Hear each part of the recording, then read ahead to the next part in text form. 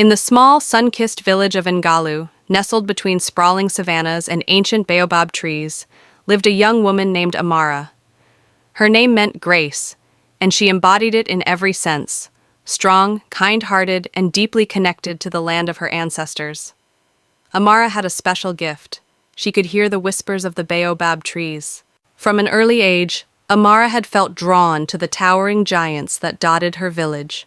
While others admired their sturdy trunks and sprawling canopies, she felt their stories. Sitting beneath their shade, she would close her eyes and listen as the trees recounted tales of generations past, of love, loss, and resilience.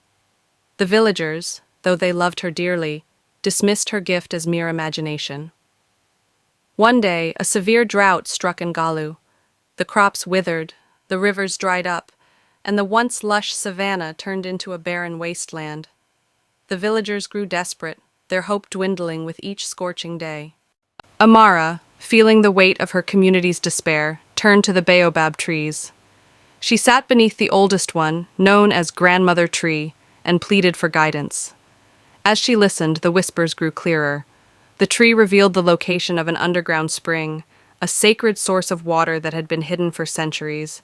Amara shared the revelation with the elders, but skepticism clouded their judgment. "How can a tree guide us to water?" they asked. Undeterred, Amara rallied a small group of villagers who believed in her. Together, they followed her lead, digging at the spot Grandmother Tree had described. Days turned into weeks, and doubt began to creep into the hearts of even her most faithful followers. But just as they were about to give up, their tools struck something hard and wet. Water gushed from the ground, pure and life-saving. The entire village rejoiced, their faith in Amara and the land restored. From that day on, Amara was no longer just a villager.